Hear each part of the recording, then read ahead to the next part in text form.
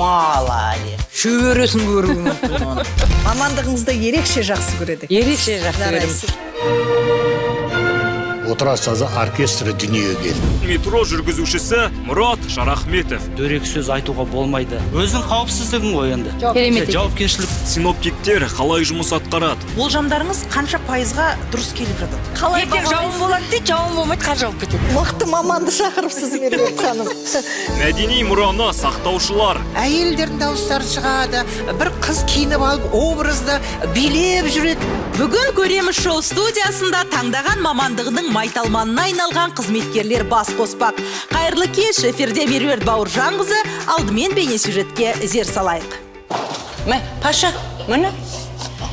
Ап, алавай, молодец. Ой, қандай дәм. Енді ана жаққа бар, ана жаққа бар. Лола, кел.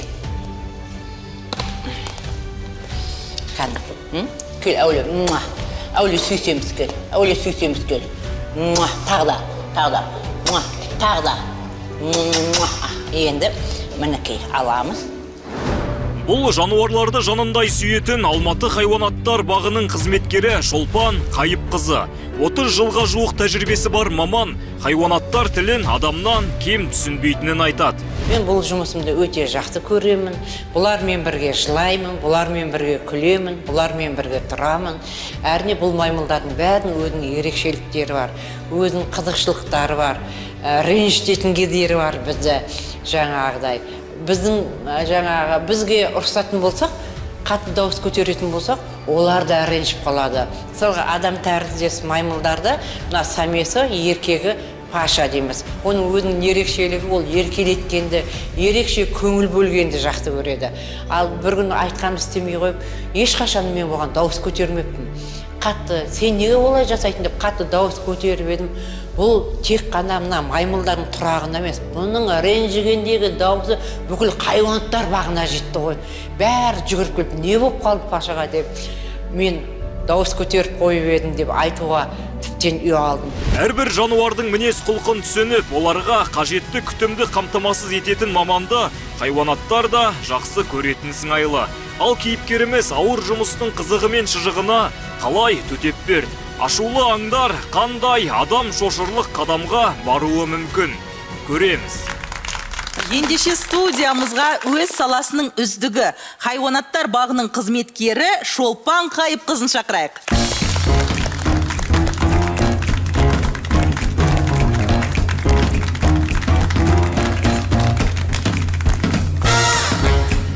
Қайырлы кеш. Қайырлы кеш. Шолпан апай, қалыңыз қалай? Жақсы. Неке жаңа сюжетті көріп, бір жағынан тамсанып, сүйсініп отырмыз. Жұмысыңыз өте қызық сияқты, е? Қызықты да, ауырлау. Қиындығы да бар ғой. Қиындығы өте көп. Хайуанаттар бағында жұмыс істегеніңізге қанша болды? 30 жыл болып қалды. 30 жыл. Бір қызметте, бір жұмыста. Осы үшін де бір қос болып қой керек сияқты. Жалпы қандай мамандықты бітіріп едіңіз? Мен осы Алматы қаласында Алматы мал дәрігерлік университетін бітірген болатынмын. Сосын алғашқы жұмысыңыз мал ба? дәрігері факультетін. Иә. Алматы хайуанаттар бағында мал дәрігері болып 3 жыл қызмет жасадым. Мал дәрігері болып жұмыс жасаған кезде бүкіл хайуанаттар бағындағы маллардың бәріне қарайтын, жануарлардың. 3 жылдан кейін мені осы приматтар бөліміне маймылдарға меңгеруші етіп жіберді. Содан бері қызмет жасап келе жатырмыз. Шын мәнінде бұл бөлім хайуанаттар бағындағы ең қызықты, е? Бәрі үшін, келушілер үшін, маймылдар. Айтсаңыз, бүгінде сіздің қарамағыңызда қанша маймыл бар? Негізінде менің қарамағымда маймылдың 9 түрінен 42 басы бар. Әрқайсының өзінің бір лақабаты бар ғой? Әрине, әрқайсының өзінің лақабаты болады. Ал төл әкелетін болса, ол төлді бірінші таңертең кім көреді, сол бағытқа еге болады атын қоюға. Осындай бір ұрым бар өз араларыңызда. Айтсаңыз енді ең мінезі қырсықтау маймылдардың ішінде кім? Қайсысы? Маймылдардың ішінде мінезі қырсықтау. Паша дедіңіз ғой дейме экранда? Айтқанына көнбейтін, жаңа өзін деген жасатқысы келетін, ол әрине адам тәріздес маймылдар. Шимпанзе, Паша. Паша емес, оның аты Паша. Паша. Жаңа мұсылман тегінде Паша деген, ол бек деген, төре деген, патша дегенді білдіреді. Біз Пашаны негізінде Татарстан мемлекетінен жаңағы Казан Зобот сағынан алғанбыз, садынан алғанбыз жаңа. Сондықтан ол татарлар өздері мұсылманша Паша деп қойған есімін. Пашаның отбасы бар ма? Пашаның отбасы өзінің қатында жұбы бар, Лола деген. Оны біз Москвадан алғанбыз, Ресей елінен. Оны мен өзім айтам, жермен жаяу барып, жаяу жетектеп алып келдім деп айтам Лоланы. Оны күтіп отырған күтушісі ұшаққа ұшпайды, бұның жүрегі жарылып кетуі мүмкін деп. Сондықтан жермен барып алып келгенбіз. Сонда келе жатқан кезде жолда көзім ілініп кетсе, әшкем деп түртіп қояды. Мен ұйықтамай отырмын, сен де ұйықтама, маған қарап отыр деп. Қандай ақылды жануарлар, е? Жалпы жұптарын өздері таба ма сіздер? Енді оларға таңдау қалдырмайсыздар ма? Мынау сенің жұбың болады деп алып келесіздер. Негізінде бұл хайуанаттар бағында кейбір маймылдар өзінің жұбымен келеді. Ал кейбіреулер жалғыз келеді. Жалғыз келгеннен кейін, оны әрине ол ешқашан жалғыз жануар болмау керек. Әрқайсының өзінің жұбы болу керек. Сондықтан оның жасына қараймыз, оның қабілетіне қараймыз, оның эмоциясына қараймыз, оны біз тыңдамаймыз. Біз бүкіл дүниежүзілік қауымдастар хайуанаттар бағының ұйымына кіреміз, бүкіл дүниежүзілік. Әрқайсының жануардың өздерінің координаторы отырады. Олар қандас болмау керек, олар аталас болмау керек. Олардың әр жануарының, дүние жүзіндегі әр жануарының хайуанаттар бағында тұратын, олардың өзінің базысы болады. Ол қайдан шықты, қай жерден шықты, біздің жеті атамыз сияқты. Қыз алысып қыз берісуге болмайды. Тазалықты жақсы көре ма маймылдар? Тазалықты өте жақсы көреді. Біз күнделікті оған киперлер тазалығын жасап жатады, ылғал тазалығын жасалынып жатады. Соның ішінде жаңағы адам тәріздес маймыл деген Паша есімді жаңағы самесіміздің самкысы бар, Лола деген. Оған қолына орамал, сыпырғы беріп қойсаң, жаңа біз дұрыс сыпырмаған боламыз, біз дұрыс жинамаған боламыз. Шолпан ханым өзінің мамандығын қалай ерекше жақсы көретіндігін байқап отырсыздар, Оны біреу байқайды, біреу байқамайды. Ал Шолпан ханым сізге ұзақ өмір тілеймін. Сол жануарлардың атынан тілі болмаса да сізді түсініп, сіз оларды ұғынып, керемет жүрегіңізден айналайын, жүрегі кең адам екені көрініп тұр. Мамандығыңызды ерекше жақсы көреді. Ерекше жақсы көреді. Қандай қиындықтар бар? Бұл маймылдар адам сияқты да ауыра алады. Бұл адамдардың диагнозымен ауырады. Олар қауіпті ісікпен де ауырады. Сондықтан жұмыс істеп жүрген кезде осындай вирус ауруымен ауыратын қызметкерлер болатын болса, біз оларды міндетті түрде жұмыстан босатамыз. Өмір сүру ұзақтығы қанша жыл? Бұлар да адамдар тәрізді. Біреу ұзақ өмір сүреді, а біреу ерте кетіп қалады әртүрлі жағдайларында. Егер жағдай ауырмай жататын болса, бұлар 40-тан аса өмір жасау керек. Ал жай маймылдар бұлар 18-20 жас жасайды. Менде гибон бар, аталығы, оны атасы деп айтамыз, өзім немересін көріп отыр. Мүмкін өмір болса, шөбересін көруі мүмкін оның. Шолпан апай, енді өзіңіздің отбасыңыз туралы сұрайықшы. Қанша бала шағаңыз бар, немере сүйдіңіз ба? Менің отбасым, мысалға, бір ұлым бар, келінім бар, немерелеріміз, олардың бәрі осы басқа салада жұмыс істесе, жұмыс жасап жатса да, біздер сияқты осы хайуанаттар бағына жан тәнмен беріліп отырады. Шолпан апай, енді осы мамандыққа келгеніңізге өкінген кездеріңіз бар ма? Өкінген кездеріміз болады, неге дейсіз, қатты ауырған кезде. Болмаса, жаңа соған көмектесе алмай жатқан кезінде бұл мамандық бекар. Кейде ойлайсың, осыдан кейін мен бұл жұмыстан шығам да кетемін деп ойлайсың. Сосын әр қарай өзің келгеннен кейін, аларды қайда тастап кетесің деп ойлайсың. Жақсы, рахмет Шолпан апай. Сіздер сияқты өз ісінің мамандары көп болсын біздің елімізде. Сіз үшін қошеметтеп қояйықшы, Жарнамадан соң дирижерлік өнердің қыр сырына үңілетін боламыз. Экраннан алыстамаңыздар.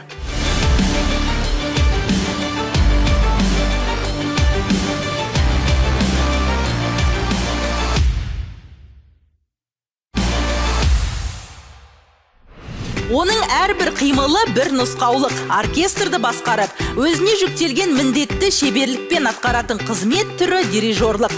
Алайда аты таныс болғанымен заты беймәлім мамандық туралы бейнесюжеттен соң толығырақ тарқатамыз.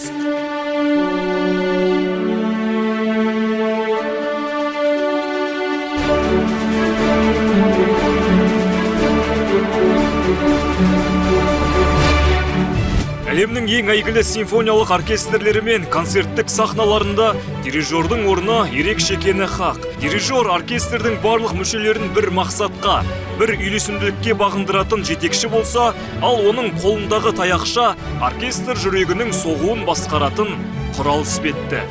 Менің қолымдағы дирижер етіп жатқан кезімде мен әрбір мынау өзі тақтыға бөлінеді музыка деген. Сол тақтыға бөлінген кезде оның өзі шантай болса да математикадан басталады. 1, 2 деп өзі есеппен келе жатады. Сол кезде әрбір жоғары ауыфтақ дейді, көтеріп барып төмен түсірген кезімде ана отырған музыкант, контрабастар олар бірінші доляны ұстап отырады. Сол кезде менің әрбір берген ноталарымды олар байқап отырады. Қателесіп кеткен күнде де менің қолыма қараса, олар түсінеді біз қай жерінде қалай келе жатқанымыз. Бұл отырар сазы оркестрінің негізін қалаушыларының бірі дирижер Серік Нұртазин. Саналы ғұмырын сапалы музыкаға арнаған маман, дирижер болу үшін қайтпас қайсарлық пен сарқылмас сабыр керектігін айтады. Әрине, дирижер болу үшін бірінші жас кезінен бір аспапты жақсылап игере білу керек. Егер де болашақта бұл мамандықты алатын болсаңыздар, өте көп білім керек, өте көп музыкалық аспаптарды зерттеу керек.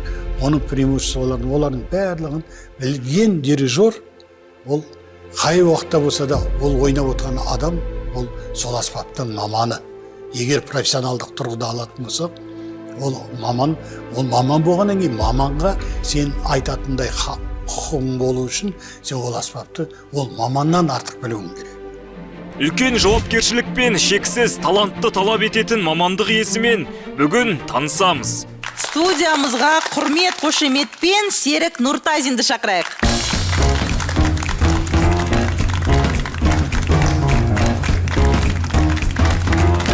Қайырлы кеш аға. Қош келдіңіз. Қайырлы кеш. Қал жағдайыңыз жақсы ма? Жақсы, аман есен. Жұмысыңызға қаншалықты берілгеніңізді жаңа көрдік сюжеттен аға. Қанша жыл болды осы салада жүргеніңізге? Осы салада жүргенім енді анау ертеден бастап санайтын болсақ, бір 50 жылдың қарамағына келіп қалды. Керемет. Негізгі оқыған мамандығыңыз да осы дирижерлік па? Бірінші аспаптық мамандық болады. Содан кейін оған қосымша дирижерлік.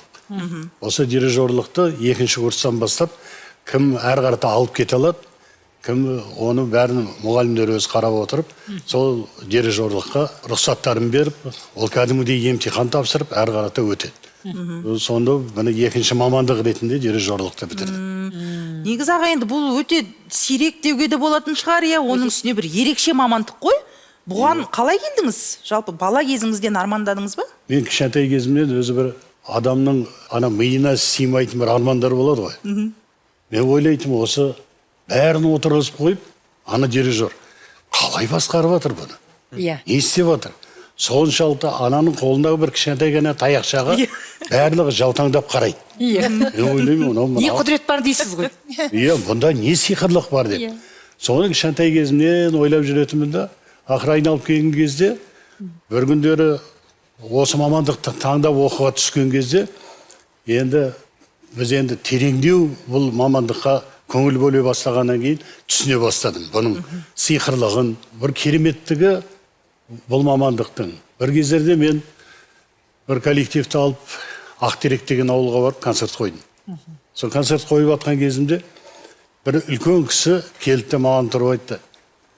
Мен сізге қатты ризамын деді. Осы өмірде деді, осы шошаңдап тұратын таяқшамен не алып тұрады екен осыларды, мен түсінбей осы өмірден өтіп кетем ба деп едім, бірақ сізді көріп түсіндім деді. Осы мен тұрып айтпен, қалай ол деп едім.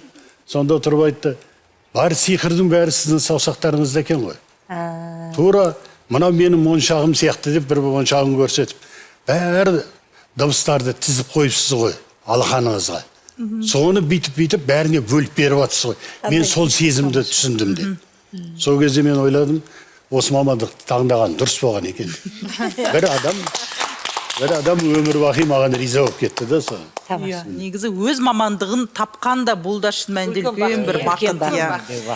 Серік аға, енді көп адам біле бермейтін шығар. Сіз Нұрғиса Тілендиевпен бірге Отырар сазы оркестрін құрған адамдардың бірісіз. Иә. Сол тарихқа оралсақ кішкене, қай жылы қалай болған? Отырар сазы 82 жылы ашылды деп айтып жатыр. Ал енді Отырар сазы 80 жылы ашылған. Біз о кездерде 79 жылдары консерваторияның студенттеріміз. Болат Шамғалиевич Сарбаев профессорымыз, ол кісі өмір бақи осы халық аспаптарды жинаған кісі. Соны әйеліне айлығын бермей, қай ауылда қандай инструмент бар десе, соны барып алып келіп өз айлығына. Өзі әйелі әйтеуір Құдайға қараған адам болу керек, скрипачка, ол кісі қарсы болмаған. Сөйтіп ол кісі бүкіл аспаптарды ешқандай өкіметтен ешқандай көмек алмай, сол аспаптарды өзі жинап, өзі үлкен музей ашады. Содан кейін біз консерватория оқуға келген кезімізде, мен ойлаймын, біз бақытты студенттердің біріміз. Сол дайын дүниеге келдік. Сөйттік та содан кейін барып, ағаға біз өте жақын болдық. Сол кезде тұрып айтты, балдар деді, мен мынаны жинадым, сендер осылаған дыбыс беріңдер деп. Мынаны дыбыс беріп, осы бір коллектив, профессионалдық тұрғыда бір коллектив ашатын болсаңдар, менде арман жоқ деді. Содан барып, жаңағы Малғажар Обакиров деген профессорымыз бар. Сол кісі бар, бәріміз жиналып, ақылдасып, қалай ашамыз. Сөйтіп инструменттерді, жинаған инструменттер, жаңағы шаңқобыздар, үскіріктер, неше түрлі жаңағы саз гендері бар, ана-мына аспаптары, бірақ олардың бәрі консерваторияда оқылған жоқ. Анау қосымша аспаптар. Сосын әр қайсымызға бір-бір аспапты алып, шертері бар, соларды алып зерттеп, соған үйрендік өзіміз. Ақыр аяғында мынау фольклорлық этнографиялық Отырар сазы деп ашқан себебіміз содан. Ал енді Отырар сазы деген атақ қайдан келді деген сұрақ туады ғой. Заңды сұрақ. Ал оны көп адамдар білмейді. Отырар сазы деп аталған себебі Отырар қаласынан Састырнай аспабы бірінші табылды. Кейіннен барып Нұрғиса ағамыз 82 жылы келген кезде ол кісі оны фольклорлық этнографиялық ансамбльді әр қарата 60 адамға жеткізіп, ол кезде 22 адам болатын, содан 60 адамға барып, сөйтіп барып, фольклорлық этнографиялық Нұрғиса Тілендиев атындағы мені Отырар сазы оркестрі дүниеге келді. Тарихы қандай тереңде жатқан екен ғой, иә? Осы Отырар сазын ашып атқан кезде директор филармонияның енді марқұм Ибраев Тілеутай Балағазович деген жігіт болды. Сол кісіге келіп айттым мен, осындай Отырар сазын ашу үшін маған бір мүйіз бен тұяқ керек деп. Содан кейін тұрып айтты, енді маған не қыл дейсің деп. Мен айтым, хат жазып беріңіз, мен мясокомбинатқа барып алып келейін деп. Мынау ұят қой, ет сұрасаң жарайды дейді. Енді бас жоқ құлақ жоқ, мүйізбен тұяқ сұрап отқаны, сөйтіп барып, оны барып алдым ғой. Бір апта жағаны мастерге бердім, бір апта филармонияның ауласында қайнаттанан. Бүкіл жаңағы жақында тұратын адамдардың барлығы филармонияға келеді, бірақ филармонияны ешкім ойламайды ғой, сасып отыр. Біз бақсатып ананы қайнатамыз, күндіз қайнатамыз да түнде үндемейміз. Сөйтіп не керек, бір апта 10 күнде жаңағы қайнатып, одан тұяқ жасадық, тұяқ аспаптарын, сосын ана жаңағы мүйіздерінің ішін алып тастап, рок дейді, соны жасап, сөйтіп мені Отырар сазы құрылған сондай бір қызық әңгіме. Не деген еңбек? Қандай тарихи адам да. Біздің осындай қазақ елімізге, біздің дәстүрімізге, біздің жаңағы өнерімізге осындай үлкен үлес қосқанын, оның қайдан шыққанын тұяқпен жаңағы мүйіздің. Осы кісіден біліп отырмыз, сізге мың алғыс. Серік аға, мен балаларға мамандық таңдауға көмектесемін да. Қазір сол көптеген әлі күнге дейін ата-аналар осы әсіресе ер баланы өнер саласына жібергісі келмейді. Мысалы, баласы барғысы келіп тұрады, бірақ одан ертең сен табыс таппайсың, кім боласың, ол жерде біздің танысымыз жоқ, өспейсің деп. Қай мамандық болса да, мамандықты керемет игерген адам ол мамандықтан табады. Дұрыс айтасыз. Ол адамның біліміне байланысты, санасына байланысты, ол игергеніне байланысты. Менің 2 ұл 1 қызым бар. Қызым бизнеспен айналысты. Ал одан кейінгі ұлым актер болды. Актер болып оқып жүрген кезде Қазақстанда мюзикл жоқ деді. Осы мюзиклді ашуым керек деп. Керемет. Сөйтіп барып Америкаға барып оқып келді. анау Бродвейге барып, бүкіл мюзиклдарымен танысып, қалай деп, ақыр аяғында 17-ші жылы Астана мюзикл деген театрды ашты. Сіздің ұлыңыз Еслям Нұртазин ба? Еслям Нұртазин. Мен Нью-Йоркта бірге оққан бірге сіздің балаңызбен. Ал екінші ұлым, ол мынау Байсейітов мектебінде оқыды. Фортепиано классында оқып, соны үздік бітіріп, содан кейін Құрмағазы атындағы консерваторияға оқуға барды. Сол кезде мен ұлға тұрып айттым, фортепиано сенің жүрегің үшін керек. Ал енді дирижерлық, операның симфонический оркестрінің дирижерлығы сенің өміріңе керек. Сенің табатын табысың. Ол сол дирижерлықтан табасын балам деп. Содан барып екі факультетті қатар оқыды. Қазіргі таңда BNTM деген оркестрді ашып, өзі соның көркемдік жетекшісі. Керемет аға. Білімді ұрпақ өсіпсіз. Жарнамадан соң тәулігіне 8 сағат уақытын жер астында өткізетін қызметкермен танысамыз. Экраннан алыстамаңыздар.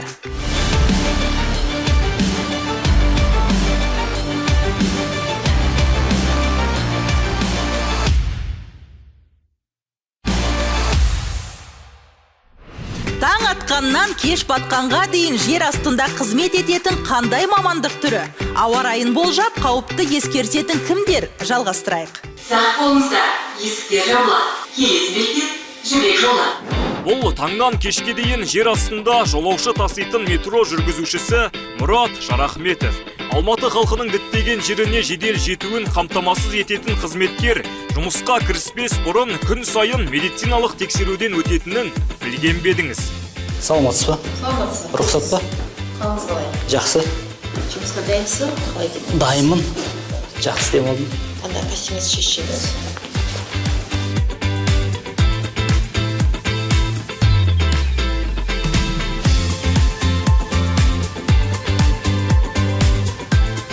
Ал медициналық тексерістен өткен соң метроның техникалық қауіпсіздігін тағы бір мәрте қарап шығу міндеттеледі.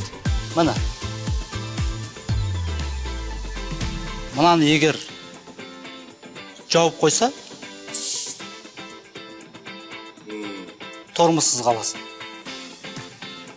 Соны бұл өзіңнің қауіпсіздің және бүкіл адамдардың бәрі сіз енді жауаптысың ғой соның бәріне. Сол үшін осының бәріне сен тормозсыз қалмау үшін бәрін қарап шығасың. А мына пневмоподвеска. Егер бұны жауап күйінше қалып кетсе, сенің составың бір жақ қарай қисайып қалады. Құрамы. Соның бәрі ашық болу керек. Күн көзін көрмей қызмет атқаратын метро мамандары ең бірінші орында адамдардың қауіпсіздігі тұрады дейді. Енді біздің жұмыс қиындығы адамдардың қауіпсіздігі ғой. Солардың жолға жақын шығып кетпеу, қарау, солардың есікке қысылып қалмасын, аяғы қыстырылып қалмасын деген сияқты платформа мен составтың арасы 10 сантиметр ғой. Соның бәрін және боковой зеркалаң бар, терезе және айнаң. Сонымен қарап отырасың жүрердің алдында және камераларың бар. Ең басты сол қиыншылығы және қауіпсіздік қой бізде. Басқа жұмыстың оңайы жоқ. Сол себепті адамдармен жұмыс істеу оңай емес негізі. Күн сайын мыңдаған жолаушы тасымалдайтын машинистің нендей айтары бар. Жер астында қызмет ету өмірге қауіпті ме? Бүгін білеміз. Ендеше студиямызға метро жүргізушісі Мұрат Жарахметовты шақырамыз.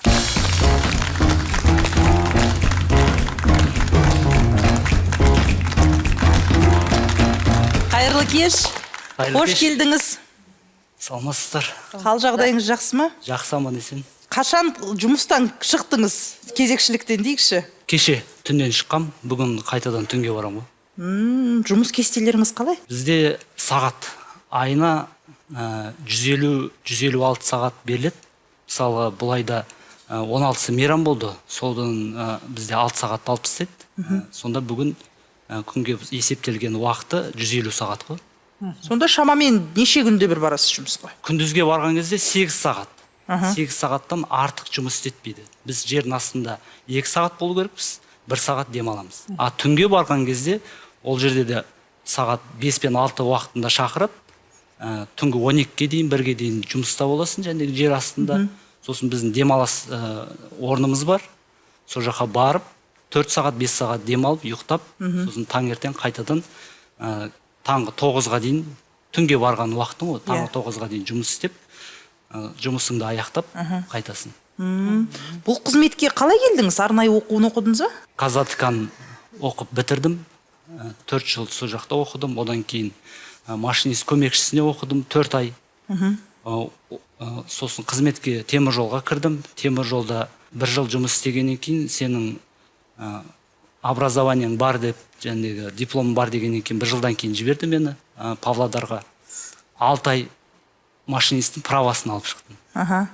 Сол правасын алғаннан кейін темір жолда 9 жыл жұмыс істеп, метроға осы 1,5 жыл болды барғаныма. Шын мәнінде тәулігіне 8 сағат.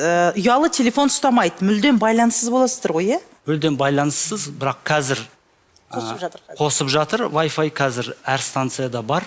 Бірақ станцияда ғана ұстайды. Жолда ұстамайды. Негізі жалпы қаншалықты жиі метромен жүресіздер? Жүресіздер ма? Жүреміз. Өте ыңғайлы. Пробканың уақытында өте тиімді болды.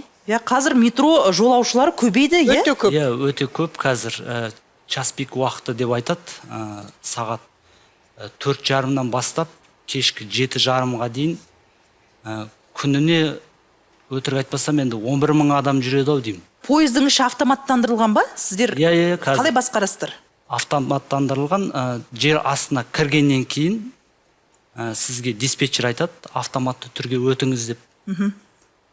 Өзіміз арнайы бұратын соларды бұрып және автоматқа өтеміз. Болды, әрмен қарай сен станциядан уже құраманың өзі тоқтап отырады. Өзі есігі ашылады, бірақ сен және қауіпсіздік қой енді, қарап есікті өзің жабасың.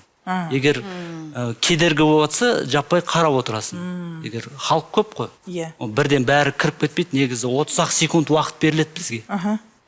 Мен бауырыма бір сұрағым бар. Сіздердікі негізі өмірге зиян жұмыс қой енді, денсаулыққа. Сондықтан да қандай сіздердің артықшылықтарыңыз бар басқа мамамнан? Артықшылығы табысы көп қой, әпке. Енді солай ма табысыңыз? Өте көп болады. Табысы енді өте көп айтпаймын, бірақ біздікінен енді тура көп. Жоқ, зейнетке ерте шығады. Зейнетке ерте шығасыздар. Зейнетке ерте шығамыз. Ерте шығасыздар. Сосын жаңағы демалыс күні неше күн? Жаңа отпуск дейді ғой. 38 күн. 38 күн. Жоқ, педагогтан көп алмайды екенсіздер. Бізде 48 күн. Қыз бала істейтін жұмыс па негізі? Істей алады деп ойлаймын. Бірақ жоқ. Бірақ жоқ негізінде. Негізі ер адамның жұмысы. Темір жолда істей алмайды. Метрода істеуге болады. Жалпы табиғаты мысалы адамның қандай болу керек мына жұмысқа шыдап істеу үшін? Қазіргі мысалы оқушылар осыны тыңдап, мүмкін менің табиғатым келеді екен, мынандай мамандық бар екен деп барып қалады. Қандай мінез болу керек? Сіз жуас па немесе андай болады ғой, елмен араласып үйреніп қалғандар бар. Тұйық балалар бар. Халықпен қызмет ете алатын адам. Коммуникация болды. Ондай болмайды. Қашушаң. Өткені сіз халықпен жұмыс істеген екен, сіз сыпайы болу керексіз. Жәндегі дөрекі сөз айтуға болмайды. Халық білесіз ғой, әртүрлі. Біреуге жағады, біреуге жақпайды, біреу дөрекі сөз айтып қойды. Сіз соның бәрін тыңдап, әр мамандық ыңғайланады ғой адам, мінез ыңғайланады. Жарайды деп. Сосын қауіпсіздік, жауапкершілік өте үлкен ғой. Бізде соған бейімді болу керек деп ойлаймын. Бақ шіркін біздің. Пәннен математика ма, физика ма, қайсы? Математика мен физика. Жақсы оқу керек, математика, физика. Қауіпсіздікке айтқым келіп отыр да, қауіпсіздікті сіз жұмысты бастарыңғанда өзіңіз тексеріп жүрсіз.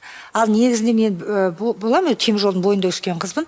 Сонда мынандай қолындағы темірлермен былай ұрып тексеріп жүретін. Қауіпсіздікті өзі қамтамасыз ететін мамандар болатын еді. Сіздерде ондай маман жоқ па? Сіз өзіңіз оның үстінен де тексересіз бе? Жоқ, мен айтып отырмын, ол өзімнің және халықтың қауіпсіздігі ол жақта былай. Аналардың үстінен де тексересіз өзіңіз. Ол жақта былай ғой, олар қарап шығады. Қарап шығады. Неше түрлі ұмытып кететін жағдайлар болады. Сенбейді. Орнына келмеді, бұрамады деген сияқты. Өзің қауіпсіздігің ғой енді. Жауапкершілік болу керек. Өзің көргенмен сен сенімді барасың да жұмысқа. Егер қарамай өтсең ойланып отырасың, ана ашық па екен, анау жабық па екен, анау мынау неғып бүйтіп жанып тұр екен деп. Енді қаншама метро қызметкерлерінің ішінен көремізге топ етіп келе қалғаныңыз енді жай емес. Онда да ұжым сізге сенім артып, сіздің ерекше жауапкершілігі мол маман екеніңізді біліп жіберіп отыр ғой. Таңдау сізге түсіп тұр ғой. Мұрат мырза, енді жеке отбасы жағдайына тоқталсақ, сіздің жасыңыз нешеде, отбасылысыз ба? Иә, 38 жасындамын. Иә, келіншегім бар, бір қызым бар. Бәрекелді. Қызыңыз нешеде? Қызым 2-де. 2-де, әлі кішкентай екен ғой. Енді сіздің қандай қызметте екеніңізді білмейді ғой әлі? Жоқ, әлі түсінбейді. Бірақ киіммен, формамен шығып баратқанымда бай деп шығарып салады. Бұл да бір ерекше мамандық қой, метро жүргізушісі деген. Жалпы бізде Алматыда метро осыдан 13 жыл бұрын ашылыпты. Оған дейін енді таңсық болды ғой метро деген. Сізді енді білем, мақтан тұта ма сіздің осындай қызметте жүргеніңізді? Әрине, машинист болған мен жалғыз өзім. Әулетте қуалаған ешкім жоқ. Бірақ ағам бар, начальник поезда, Тальгада. Сол кісі бар. Былайша машинист болып, жәндегі қызмет еткен ешкім жоқ. Мен өзім осы қызметке келдім, мені мақтан тұтады, жәндегі. Бізде ұлымыз бар, баламыз осы жерде жұмыс істейді деп айтып отырады. Мақтан тұтады ғой шынында да. Мысалы, менің әулетімде мүлдем жоқ. Метроның маңайында жұмыс жасайтын адам мүлдем жоқ менің әулетімде. Бұларсын керемет. Негізі ұшқыштардың, мен өзім таңғаламда қатты сыйлаймын ол маман иелерін. Ұшқыштар, бүкіл қанша адамның өміріне жауап береді. Машинистер, мына поезды жүргізетін машинистер, мына метро болсын. Ол мысалы бір машинада 4 адамның өміріне жауап береді, жүргізушілер. Ал енді мына поезда қаншама мыңдаған адам, метрода қаншама мыңдаған адам, ұшқыштар қаншама мыңдаған адам, жүздеген адамның өміріне жауап береді. Тек қана өзінің иелері. Бізге сенім артады сол кісілер. Біреудің әкесі, шешесі, баласы сен өзіңмен бірге алып жүресің, жалғыз адам. Сенім артады. Жауапкершілікті. Қанша вагон бар құрамында? Бір мезетте қанша адам міне толымды болса? 1000-нан асып кетеді ау деп ойлаймын. Мұрат мырза, енді осы сәтті пайдаланып, жалпы алматылықтарға, қала тұрғындарына сізден бір ақпарат білсек, қашан келесі метро станциялар ашылады бізде? Жалпы салынып жатыр ғой? Салынып жатыр. Бұйыртса 26-ның басына қарай тағы да бір станция ашылады. Қай бағытта? Қай бағытта? Қалқаманға қарай. Қарасайға бара ма? Қазіргі Алтын Орда барлық бар ғой? Сол жақ қарай созылады. Келесі бағыт және аэропортқа қарай дейді. Рахмет, Мұрат мырза, енді еңбегіңіз жемісті болсын деп тілейміз. Ал бізде мақтан тұтатын тағы бір мамандық иесі бар. Онымен танысу үшін алдымен экранға зер салайық. Биыл елімізде қар ерте түсіп, қыс қатты болады деп болжауда Қазгидромет мамандары. Жел, тұман, көктайғақ. Бүгін ертең ел аумағында осындай ауа райы болмақ. Бұл туралы Қазгидромет хабарлады. Синоптиктер 17 желтоқсанға арналған ауа райы болжамын жариялады. Бүгін еліміздің бірнеше облысында тағы дауылды ескерту жарияланды. Синоптиктердің болжамынша еліміздің оңтүстік өңірлерінде қалың қар жауып, боран соғады. Күн сайын ауа райының қалай құбылатынын ескертіп, қатерлердің алдын алатын синоптик мамандардың кеңесін естіп жүрміз. Ал расында синоптиктер қалай жұмыс атқарады? Ауа райын болжап, табиғи апаттан сақтандыратын қызметкерлердің қандай айтары бар? Бірге білеміз. Келесі шығатын қонағымыз кім деп ойлайсыздар?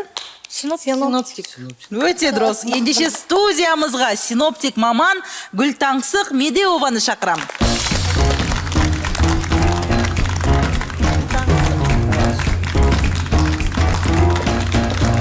Қайырлы кеш. Қош келдіңіз. Осы салада жүргеніңізге қанша болды? Қазгидромет орталығында 15 жылдан астам инженер-синоптик болып жұмыс жасаймын. Қазіргі таңда жетекші маманмын.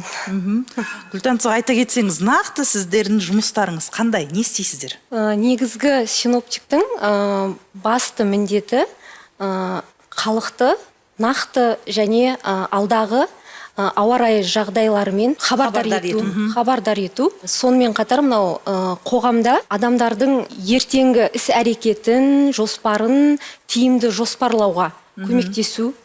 Сонымен қатар сіздер білетін ауа райындағы не бар ғой? Қауіпті құбылыстар, дауыл, боран деген сияқты қауіпті құбылыстардың алдын алу үшін қоғамға барынша шығын аз болу үшін қызмет ететін кәсіпорын Қазгидромет орталығы. Енді сіздердің болжамдарыңыз қанша пайызға дұрыс келіп жатады? Өздеріңіз қалай ойлайсыздар? Соңғы кездерде жақсы. Жауын болмайды, қар жауып кетеді. Жоқ, сәйкес келеді, көбінесе сәйкес келеді. Енді 100% деп айта алмаймын, себебі бұл болжам бәрібірде. Сіздер білесіздер, ауа массасы ол үнемі циркуляцияда, қозғалыста, бір орында тұрмайды. Сондықтан ол ауа массасы циркуляцияға түскен сайын, көшкен сайын ол міндетті түрде өзгеріске ұшырайды. Қолда бар мәліметтердің барлығын қолданып, барынша нақты ақпарат беруге болжам жасауға тырысады. Ал енді Шолпан апайымыз, бір жағынан жануарлардың өздері синоптик қой, ауа райын алдын ала болжап отырады. Шимпанзе, жаңағы маймылдардан байқала ма? Мінез құлқында өзгерістер. Бізде гибондар көп, не қыстың күні көп ән салып кетсе, қар жауайын деп тұр ғой деп айтамыз. Онан кейін шимпанземіз, мысалы, өткенде жер сілкінісі болды, ол енді ауа райына байланысты емес қой. Сонда бүкіл маймылдар тіп-тыныш отқан кезде пашамыз бүкіл зоопаркты шуылдатқан жер сілкінісі болып. Сезет деп жатады. Сіздерге бір-екі маймыл алып алу керек қой. Енді біз әрқайсымыз үйден шыққанда ауа райын міндетті түрде қарап шығамыз.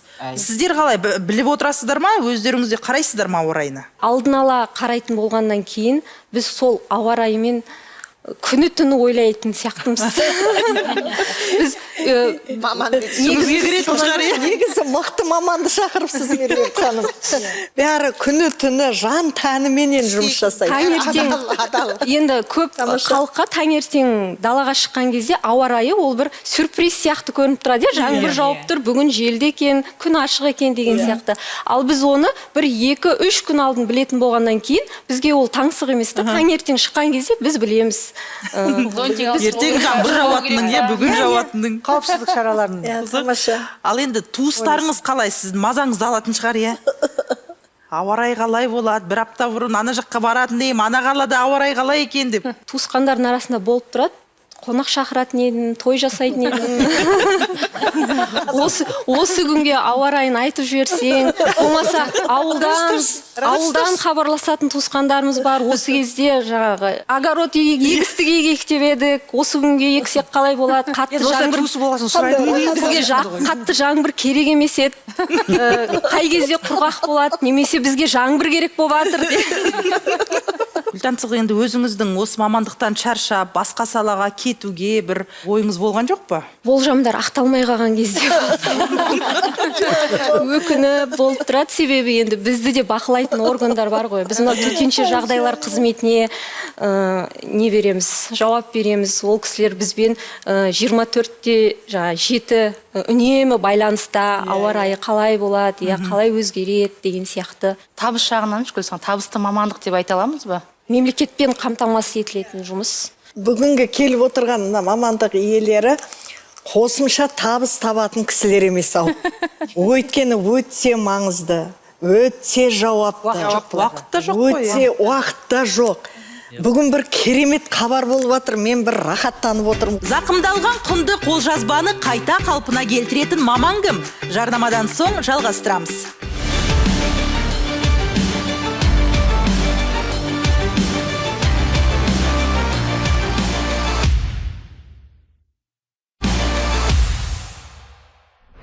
Ол құнды құжаттарды, сирек кітаптарды қайта өңдеуші реставратор. Еңбегі елене бермесе де, қоғамға үлкен үлес қосып жүрген мамандық иесімен дәл қазір жолықпақпыз. Эфирде көреміз шоу, біз жалғастырамыз. Олар мәдени мұраны сақтаушылар, тарих пен ілімнің баға жетпес қазыналарын қорғаушы мамандар. Біз қазір кітапханашы реставратор мамандар жайлы сөз қозғаудамыз. Көзге көріне бермейтін мамандық түрі болғанымен, ел үшін еткен еңбектері ұшан теңіз. Біздің консервация қалпына келтіру және түптеу қызметіне, яғни зақымдалған құжаттар, ескірген қолжазбалар, сирек кітаптар, оның ішінде мерзімді басылымдар, газеттер, ноталар, карталар келіп, осындай зақымдалған күйде келіп түседі. Қаншама жыл, тіпті ғасыр бойы шаң басып, күл паршасы шыққан құнды қағаздарды қайта қалпына келтіру үшін қажырлы еңбек, сарқылмас төзім керек дейді мамандар. зақымдалған құжаттарды биологиялық осы паратимолдың камераның ішіне 72 сағатқа қойып, осы паратимол булары арқылы осы кітапты залалсыздандыру жұмыстарын жүргіземіз. Мамандар қызмет кезіндегі қандай қызықты сәттермен бөліспек? Құнды деректерді қайта жаңғырту барысында қандай мистикалық құбылыстар орын алуы мүмкін? Бірге білеміз. Ендеше студиямызға реставратор Аида Мұрат қызын шақырам.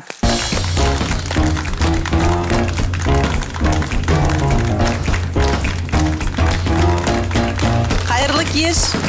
Қош келдіңіз. Осы салада жүргеніңізге қанша жыл болды? 15 жыл болды. Кітапханашы библиографпын. Сөйтіп осы кітапхананың ішінде жүріп, 2004 жылдары мәдени мұра бағдарламасы арқылы осындай сектор ашылады. Сирек кітаптарды қалпына келтіру және қолжазбаларды қалпына келтіру сектор ашылады. Сонымен мен оқуға келемді осы Алматыға, осы қалпына келтірудің бүкіл қыр-сырларын үйреніп, сөйтіп аяқ астынан қалпына келтіруші мамандығына ие боламын. Тамаша. Кітапқа екінші өмір береді. Кітаптар ауырады ғой, кітаптар. Соны емдейді, емдейтін маман. Осы уақытқа дейін қанша кітапты емдеп жаздыңыз дейікші? 15 енді мыңдаған кітапты қайта қалпына келтірген шығармыз. Оның бәрін енді бір статистика жүргізген жоқпын әлі. Қорымызда 7 миллионнан астам кітап бар. Оның ішінде 40 мыңнан астам сирек кітаптар мен қолжазбалар бар. Біз сол құжаттармен жұмыс жасаймыз. Ең көне кітап қай ғасырға тиесілі жасаған? Біздің қорда ең көне кітап ол 12 ғасырдың Құран кәрім. Негізі тылсым дүниелер бар ма, бірдеңе болды ма, бір қызық бір әңгіме айтыңызшы, мүмкін емес болмауы. Мүмкін болса мен айтайын, менің әріптесім. Бізде Ханшайым апайды кітапханашы. Біз ұлттық кітапханада жұмыс істейміз. Түнде кітапханашылар бәрін қойып, орнына қойып кетсе, неге екенін білмейміз, таңертең келсе кітапханамыз кейде құлап қалады. Біз кешкі сағат 8-де қызметкерлер есікті жауып, кілтті өткізіп кетеді ғой. Сол кезде неге екенін білмейміз, біздің кітапханада түрлі-түрлі дауыстар шығады. Әйелдердің дауыстары шығады, бір қыз киініп алып образды билеп жүреді дейді этаждарда, таң қалатын жағдайлар болады. Әсіресе ондай жағдайлар бізде мына жұма, осы бейсенбі күндері болып жатады. Тылсым дүниелер бізде өте көп. Сосын кітаптар бір-бірімен алмасып тұрады. Алмасып құлап жатады. Ол неге құлап жататынын білмей жатамыз. Ханшайым апай мен Айдахан әңгімесін тыңдап, жастар ойлаймын осы кітапханашы мамандығына махаббатпен келетін шығар. Қызығушылық артатын шығар деп ойлаймыз. Бізде мысалы қазір кітапханада 300 адам істейді, соның 70% жастар. Қазір мына ұлттық кітапханада жастарға өте керемет жасалған. Қазіргі жастардың талабы да жақсы. Оқуға деген, білімге деген құштарлығы күннен күнге артады. Себебі олар естен кірді, дипломын алды, олар басқа көзқараста келді ғой, теориялық жаңа жағынан. Енді бізде олар күнде практикалық түнде өтіп жатыр. Себебі біз қазіргі кітапханашылар жастарды өзіміз үйретеміз. Оларға бағдар береміз, түсіндіреміз. Ол өзінің жұмысынан басқа қосымша жобаларға қатысады. Қазіргі кезде кез келген бізде мамандық жобаларға қатысамыз. Ол қазіргі заманның талабы ғой. Сол жобаларды жазу арқылы қосымша шет елдерге, мына тмд елдеріне, өзіміздің өңірлерге іс сапарға барып, ол дамиды. Сосын кітапханаға деген көзқарасы мүлдем өзгереді. Қазіргі кітапханашы бұрынғы заманғы кітапханашы емес, мүлдем басқа. Ол программист те болады, ол психолог та болады. Ханшайым апай айтты ғой, кітапханашы жан-жақты бізде. Әмбебап деп айтамыз біз. Кітапханашы ол химик та, ол биолог та. Сіздер таңғалатын шығарсыздар, ғылыми зертхананың кітапханаға не қатысы бар деп. Ал бізде осы Қазақстан бойынша жалғыз 2001 жылдан бастап ғылыми зертхана осы біздің Қазақстан Республикасының ұлттық кітапханасында бар. Ол не үшін қажет? Ол мына қағаз ол ауырады. Ол қағаз ескіреді. Ол тозығы жетеді. Сол себептен біз мына ауаның, жарықтың, санитарлық гигиеналық режимнің бүкіл бәрін зерттеп, осы қағазға, кітапқа, қолжазбаға екінші өмір сыйлаймыз. Бұл мамандыққа келу үшін осы кітапты өте қатты құрметтей білу керек, және де жақсы көру керек. Рахмет сізге, біздің құнды жәдігерлерімізді қайта жаңғыртып, тарихты осылай дәріптеп жатқандарыңыз алғысым шексіз. Ең үлкен мамандық адамдық. Қай саланың маманы болсақ та тек кәсібилігімізді ғана емес, мейірімділік пен әділдігімізді де сақтап қалғанымыз жөн. Бүгінгі эфир уақыты осымен аяқталды. Сіздермен болған Меруерт Бауыржанқызы, бауырымыз бүтін, жанымыз аман болсын.